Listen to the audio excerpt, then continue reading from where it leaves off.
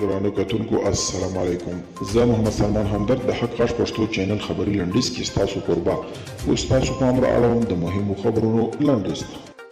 طالبانو د یوې خبرپاڼې په خپرولو سره ویلي چې دوی د هر هیواد پاتې کېدونکي پوځیانو ته د اشغالګرو په سترګه ګوري او د پاتې کېدو اجازه نه ورکوي. خبرپاڼه کاږي چې د نړیوال له بشردوستانه مرستو هرکلی کوي خو په هیڅ صورت د کوم هیواد پوځي حضور نشي زغملی. ننګرهار کې یوه وړوکې کښتۍ له 15 کسانو سپرلۍ سره ډوبه شوې ده.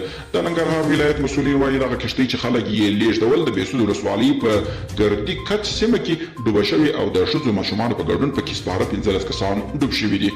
طالبان وایي د هوایي ډګرونو او د بهرني سفارتونو امنیت خوندیتوب د افغانانو مسؤلیت دی.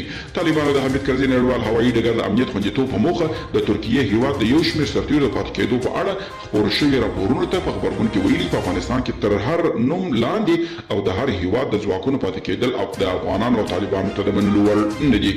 او کابل کې د امریکا سفارت ویلي چې یو کارکوونکی یې د کورونا ناروغۍ له امله مړ شوی دی. دا په داسې حال کې دی چې یاد سفارت تازه خپله قونسلګري څانګه د امریکا د ویزو اخیستونکو پر مخ تړلې وه. ویل کېږي چې لامل یې د کورونا ناروغۍ خپرېدو ښودل شوی دی.